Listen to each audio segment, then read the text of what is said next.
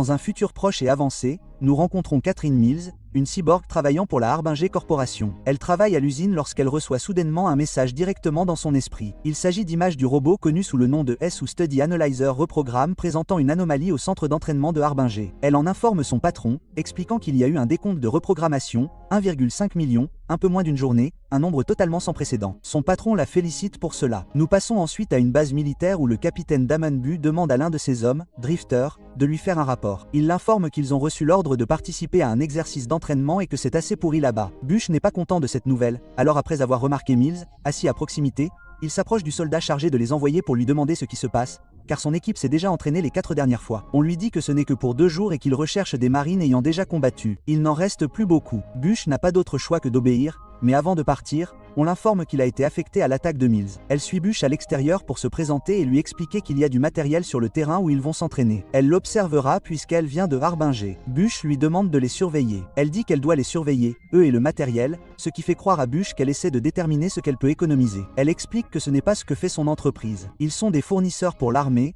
pas l'armée elle-même. Bush l'interrompt et lui dit de suivre le rythme où elle sera laissée pour compte. Il lui demande également d'éteindre son scanner oculaire car il ne veut pas être scanné, mais Mills lui dit qu'il ne s'éteint pas. Une fois à bord de l'avion, Hills rencontre toute l'unité de but, qui se compose de Drifter, du sergent Rory Robinson, du caporal Robert Cutil, du caporal suppléant Martin Goodwin, du caporal Daniela Hackett et du caporal Sam Loftus. L'avion décolle et l'équipage s'occupe pendant le voyage. Certains d'entre eux dorment ou font des mots croisés. Mills apprend à les connaître en les scannant, mais aussi en entendant leurs plaisanteries. Ce sont manifestement des amis très proches. Elle apprend également que Bush a tué 18 personnes et que Robinson a des implants technologiques dans les yeux. Robinson pointe son fusil sur elle et lui dit qu'il la voit. Mills se penche un peu et désarme l'arme en la regardant simplement, car c'est tout ce qu'elle a besoin de faire pour accéder à une machine. Elle souligne qu'elle peut même tirer de loin pendant qu'il vérifie la chambre. Alors qu'il se rapproche du lieu, Bush donne à l'unité les instructions de base et leur rappelle que les munitions sont actives et qu'ils seront surveillés. Mills découvre qu'elle ne peut plus accéder au réseau mondial et est obligée de passer au réseau local.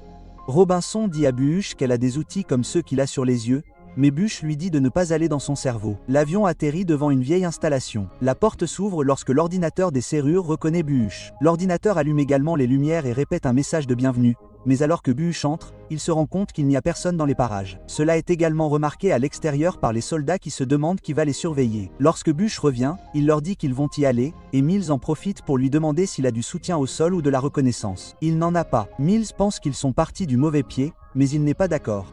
L'avion décolle et l'équipe traverse l'installation en se taquinant. Finalement, ils finissent par sortir et se retrouvent dans une forêt. Vooks ordonne à Cut Bill d'envoyer un drone, puis rappelle à tout le monde qu'ils ne doivent pas baisser leur garde juste parce qu'il pleut. Une fois le drone installé, ils se mettent en route, Mills les suivant après avoir vu un drone non identifié parmi les arbres.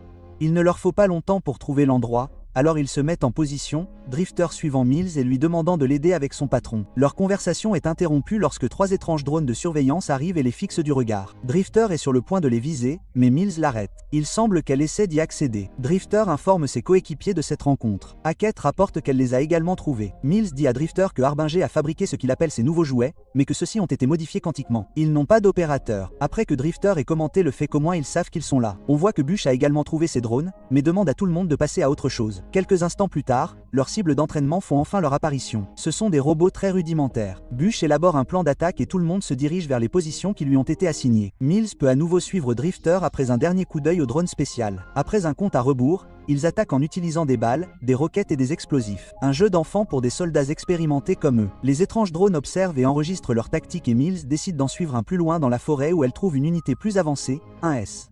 Elle n'est pas surprise de le voir, mais elle est choquée lorsqu'il se retourne et qu'il a du sang sur la tête. Le fait qu'elle ne puisse pas y accéder la contrarie également. Elle parvient tout de même à voir et à télécharger des images du robot qui contiennent des images de lui tirant sur des gens en face à face. Elle ferme les yeux en essayant de comprendre tout cela et lorsqu'elle les rouvre, le S est introuvable. À ce moment-là, un message arrive de leur capitaine. La journée est terminée. Ils ont bien fait. Il est temps d'installer le camp. Plus tard dans la nuit, l'équipe a installé le camp et partage d'autres histoires, mais Mills reste assise toute seule. Le vagabond ne peut s'empêcher de la regarder, et les autres le taquinent à ce sujet, lui rappelant qu'elle n'est même pas humaine. Ils discutent également du fait que leur cible était facile à atteindre avec une technologie assez basique. Pendant ce temps, Mills regarde les images qu'elle a acquises lorsque le vagabond vient la voir. Il s'assoit à côté d'elle et lui demande où elle était allée plus tôt. Elle dit seulement qu'elle a dû regarder autour d'elle. Il pose également des questions sur les communications, mais tout comme eux, elle ne peut toujours pas la joindre non plus. Elle se demande pourquoi Bush ne lui parle pas lui-même. Le vagabond fait remarquer que Bush choisit peut-être simplement de ne pas l'aimer, ce que Mills trouve regrettable pour elle étant donné le bilan de but en matière de meurtre, mais le vagabond dit que ce sont des chiffres sans contexte et que c'est pour cela que Bush ne veut pas l'aimer. Le vagabond en profite pour interroger Mills sur l'histoire qui a mené à son implantation de puce. C'est arrivé quand elle avait 11 ans et sans ça, elle était paralysée. Harbinger a tout financé et l'a guérie. Drifter décide de retourner au camp un instant plus tard où il trouve Bush en train de fixer Mills. Il demande à Drifter si elle lui a dit quelque chose. Il répond: elle a dit qu'elle avait été bloquée et qu'elle ne savait pas pourquoi. Drifter la croit, mais Bush non. Il pense que quelque chose cloche avec l'entraînement et Mills. Pendant que tout le monde se prépare pour la nuit, Mills détecte un groupe de drones dans la forêt. Et quand elle s'endort, les images étranges du S réapparaissent dans ses yeux. Pendant ce temps, Loftus, qui reste éveillé pour monter la garde, est approché par l'un des drones. Il lui dit de sortir de là, et il le fait, mais il entend ensuite un bruit. Lorsqu'il lève les yeux avec la lumière de son arme, il voit le S le poursuivre. Loftus commence à lui tirer dessus, mais nous revenons soudainement au camp où Mills se réveille et entend tout le monde s'interroger sur les bruits de tir inattendus. Goodwin dit à Bu qu'il a vu Loftus là-haut, mais qu'une seconde plus tard, il avait disparu. L'équipe commence donc à fouiller la forêt pour le retrouver. C'est déjà le matin du deuxième jour lorsqu'ils trouvent leur premier indice. Du sang sur l'herbe. Il ne leur faut que quelques pas de plus pour trouver le corps de Loft jeté contre un arbre. Bill panique à la vue de son ami dans cet état et veut sortir de là. Ses supérieurs lui disent de se taire tandis qu'ils se mettent tous en position défensive en prévision d'une éventuelle attaque. Mills leur dit qu'ils se trouvent sur leur zone cible d'hier lorsqu'un drone arrive pour les surveiller. La chose reste à peine là une seconde avant de partir juste avant que Hackett ne se fasse tirer dessus et soit tué. Bush leur ordonne de bouger et ils s'exécutent, se cachant derrière des arbres tandis qu'un groupe de robots apparaît là où l'unité a pris position la veille, ce que Bush remarque. Lui et Drifter sortent des grenades fumigènes et les lancent pour recouvrir la zone de brouillard. Les robots et les soldats commencent à se tirer dessus tandis que l'unité continue d'avancer. Bush parvient finalement à se rapprocher des robots, mais ils reculent étrangement et disparaissent lorsqu'ils le voient. Pendant ce temps, Cut Bill, qui s'est séparé de son équipe pendant la fuite, tente en vain de les contacter. Deux drones s'approchent pour le surveiller avant de s'envoler, mais S surgit un instant plus tard et tue Cut Bill. De retour dans l'équipe, Drifter demande à Bu ce qu'il a vu. Il explique que les robots qu'il a rencontrés sont plus avancés que ceux d'hier. Leur armure est incroyablement bonne puisqu'ils ont pu lui tirer dessus sans aucun dommage. En colère d'avoir perdu ses hommes, il demande à Mills de lui dire ce qu'elle sait et d'éteindre ses robots. Mills dit que même si elle peut les voir, elle n'est pas capable de les éteindre. Il y a une erreur de programmation et elle examine les possibilités. Cela met Bush encore plus en colère, mais Drifter intervient pour la défendre, disant qu'elle ne sait pas, et que c'est une erreur de programmeur. Bush n'est pas d'accord. Les erreurs ne sont pas efficaces. Robinson revient. Puis il a cherché Cut Bill, mais n'a trouvé que son casque. L'équipe se remet donc en route pour le retrouver. En chemin à travers la forêt, Drifter rappelle à Bush que Mills est utile car elle peut voir des choses qu'eux ne voient pas. Bush souligne que si elle les voit, cela signifie qu'ils pourront la voir en retour et donc qu'ils verront également l'équipe. Mais Drifter dit que cela n'a pas d'importance car ils ont besoin de toute l'aide possible en ce moment. Bush ne peut s'empêcher de penser à l'attaque et de se demander pourquoi les robots les ont laissés partir. Il pense que c'est peut-être parce que Mills était là avec eux. Elle les interrompt pour leur montrer quelque chose dans la forêt. Une énorme quantité d'animaux morts. Il semble que les robots les utilisent comme cible d'entraînement comme Loftus. Soudain, Mills annonce qu'ils sont suivis depuis la crête juste à temps pour voir d'autres robots arriver. Ils ne perdent pas de temps pour ouvrir le feu, alors l'équipe commence à s'enfuir aussi vite qu'elle le peut. Alors qu'un tir particulier est sur le point de toucher Mills, Bush la pousse hors du chemin et l'entraîne avec lui, ce qui les fait rouler et se séparer du groupe. Mills heurte un arbre et s'évanouit. Le vagabond essaie en vain de les contacter, alors il dit à Goodwin et Robinson de se déplacer. La nuit tombe. Bush parvient à ramener Mills à l'entrée du complexe et à entrer en contact avec le vagabond. Ils se racontent leur situation, et lorsque le vagabond dit qu'ils vont aller le voir, Bush leur ordonne de rester où ils sont. Il fait trop sombre et les robots pourraient les trouver facilement. Mieux vaut se regrouper le lendemain matin. Quelques heures plus tard, un drone apparaît devant Bush. Il part rapidement, mais le capitaine attrape déjà Mills et se cache derrière le mur tandis qu'un S s'approche d'eux. Le robot se penche et fait ouvrir les yeux à Mills pour qu'elle se connecte avec elle avant de partir. C'est le matin lorsqu'elle se réveille enfin. Bush l'informe qu'elle est absente depuis 9 heures. Elle lui demande pourquoi il ne l'a pas laissée. Bush dit qu'il ne sait pas avant de lui raconter ce qui s'est passé la nuit dernière. Mills répond qu'ils doivent trouver ce robot. Lorsque Bush lui demande pourquoi, elle dit qu'elle ne peut pas l'expliquer. Bush lui ordonne de trouver un moyen avant de déclarer qu'ils partent. Il se regroupe avec les 3 soldats restants. Drifter dit qu'ils n'ont pas été suivis même s'il aurait pu le faire facilement car ils étaient partout la nuit dernière. Mills confirme que la voie semble dégagée et que tous les signaux sont derrière eux. Ils décident de retourner au point de chute et d'attendre que le transport vienne les chercher. Bush emmènera Mills jusqu'à la porte puisqu'elle est la seule à pouvoir l'ouvrir pendant que les autres couvrent leurs arrières. La route est libre. Ils arrivent donc à la porte sans problème. Bibbs tente d'entrer, mais l'ordinateur de la serrure ne l'identifie pas et des drones de surveillance font leur apparition. Mills prend alors le contrôle de la porte et s'efforce de la forcer à ouvrir lorsque soudain des grenades fumigènes sont tirées dans la zone. Les robots les copient et Bush ne voit rien. Il n'y a pas le temps de planifier. Les robots apparaissent et commencent à leur tirer dessus. Les soldats se mettent donc en mouvement. Drifter est touché à la jambe juste avant que Mills ne parvienne à ouvrir la porte. Les soldats doivent s'arrêter et se cacher pour se protéger des tirs nourris. Bush décide donc d'aller les aider. Ils se tiennent tous les uns aux autres pendant qu'ils reprennent leur mouvement, mais Drifter réplique en tirant pour leur donner une chance de s'échapper. Il se fait à nouveau tirer dessus,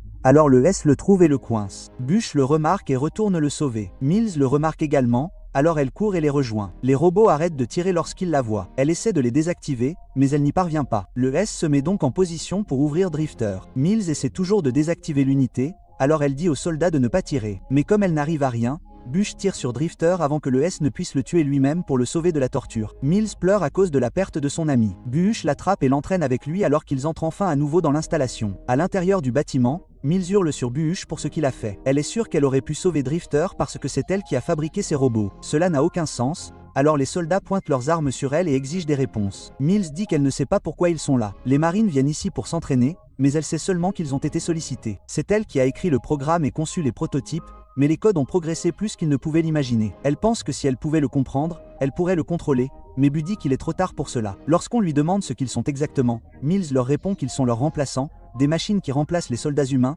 pour qu'il n'y ait plus de vie perdue. Ils apprennent et s'améliorent comme les humains. Aucun soldat n'aime ça, et Bush fait remarquer que ces hommes sont morts à cause d'elle. Mills est montré en train de pleurer lorsqu'il quitte la pièce. La porte principale est lentement ouverte par les robots, ils doivent donc trouver une meilleure position défensive. Mills ouvre la porte de la zone du personnel et allume les lumières. Ce qu'il trouve à l'intérieur est inquiétant. Une unité entière de modèles S. Bush dit à Mills de ne pas les allumer, puis lui demande d'ouvrir une nouvelle porte. Ils y trouvent les corps de tous les employés de l'installation. Mills utilise un écran pour se connecter au système local, mais elle n'arrive toujours pas à communiquer avec le monde extérieur. Bush fait remarquer qu'ils sont dans un goulot d'étranglement et qu'ils pourraient ralentir les robots à partir de là. Alors que les soldats commencent à installer des charges, Mills quitte la pièce, verrouillant la porte derrière elle pour qu'ils ne puissent pas la suivre. Puisque les unités S sont alimentées, elle en active une. Elles sont toutes connectées entre elles, donc quand l'une d'elles se réveillera, elle saura ce qu'elles savent toutes. Elle pense pouvoir les atteindre par celle-ci. Le robot se réveille et après que Mills a activé son programme vocal, il commence à répondre à ses questions. Ses ordres sont d'exécuter le programme de combat humain,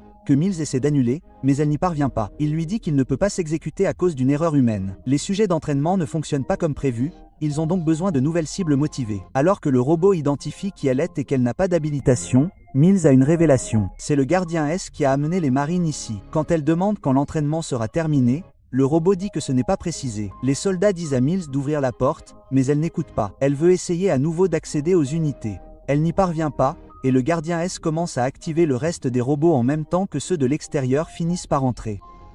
Mills est approché de tous les côtés, mais Robinson parvient à forcer la porte et la traîne à l'intérieur avant de la refermer. Les robots se mettent immédiatement au travail pour ouvrir celle-ci également. L'équipe retourne dans la salle du goulot d'étranglement où Bush termine de mettre en place les charges. Les robots entrent alors par effraction, ils ont donc à peine le temps de s'échapper avant que la bombe n'explose, les touchant également. Lorsqu'ils sont à terre, Mills est à nouveau touché par une perturbation électromagnétique, ce qui lui fait remarquer que les robots transportent des grenades IEM avec eux. Ils parviennent tous à sortir où ils trouvent de nombreux bâtiments abandonnés et du matériel d'entraînement, ainsi que d'autres corps. Pendant que les soldats examinent les ruines, Mills entre dans un tunnel et prend une grenade IEM sur l'un des robots tombés. Ensuite, tandis que les hommes se partagent les munitions et prennent position pour un siège, elle regarde les images de la mort de ses coéquipiers, ce qui la fait pleurer, mais la rend également plus déterminée à utiliser la grenade. Pendant que tout le monde attend les robots, Bush va voir Mills et découvre la grenade. Mills lui dit qu'elle devrait pouvoir désactiver le S, mais que sa portée est courte. Ils auront besoin d'un détonateur. Toucher le chef du S devrait également arrêter toutes les autres unités. Elle explique également que la raison pour laquelle ils n'ont pas encore été tués est que les robots les ont poussés là exprès pour s'entraîner davantage. Seul l'IEM peut les arrêter. Bush fait remarquer que l'explosion pourrait la tuer aussi, ou du moins la réduire à néant, mais Mills pense que c'est leur seule option. Ils passent toute la nuit à attendre, et ce n'est qu'au matin que les robots arrivent enfin. Robinson est chargé de les attirer depuis cet endroit en tant que tireur d'élite. Goodwin doit rester hors de vue car il a les détonateurs. Lorsque les unités entrent dans la ville, Robinson et Burke commencent une fusillade avec eux tandis que Mills scrute la zone pour indiquer à Goodwin quand déclencher les bombes qu'ils ont cachées, ce qui leur fait perdre pas mal de robots. Mills continue de guider Robinson et Burke en toute sécurité à travers la ville, les avertissant des attaques imminentes. Mais lorsque Goodwin active une autre bombe, les drones le trouvent, il doit donc quitter la place qui lui a été assignée. Robinson couvre Burke alors qu'il court pour aider Goodwin, qui est poursuivi par S. Il parvient à l'attraper et à l'emmener. Robinson meurt en couvrant leurs arrières. Une fois qu'ils ont atteint un arrêt sûr, Goodwin mentionne qu'il a laissé tomber le détonateur en chemin. Bush sort donc sous un feu nourri pour le récupérer et trouve Mills déjà là, le ramassant alors que les robots se rapprochent. Bush lui dit de courir pour ne pas être touché par l'IEM, mais elle refuse. Le S fait tirer l'une des plus petites unités sur Mills, mais Bush la rattrape alors qu'elle tombe, ce qui lui donne l'occasion de déclencher la grenade IEM. Pendant un moment, il semble que tous les robots se soient arrêtés et Mills est sur le point de le faire aussi. Mais le S se réveille soudainement et se lance à leur poursuite. Bush doit donc entraîner Mills. Ils entrent dans un bâtiment et tandis que Bush commence à tirer sur le robot dans les escaliers, Mills rampe dans la pièce où se trouve le corps de Robinson. Bush est jeté à l'intérieur par le robot peu de temps après et il lui demande de l'achever, mais le S ne peut pas à cause de ses ordres et a encore besoin de plus de données pour terminer le programme. Il s'en prend à Mills à la place, qu'il ne parvient toujours pas à identifier. Mais alors qu'il est sur le point de la tuer, elle active le fusil de Robinson et abat le S. Le robot se connecte à elle et télécharge des informations dans son cerveau avant de finalement se désactiver pour de bon. Le film se termine avec l'arrivée d'un transport pour récupérer Bush, Goodwin et Mills et les faire sortir de là. Alors que les soldats montent dans l'avion, les yeux de Mills s'ouvrent, nous montrant que le protocole de mission du S a pris le dessus. N'oubliez pas de vous abonner et d'activer les notifications pour pouvoir regarder plus de vidéos comme celle-ci. Merci d'avoir regardé.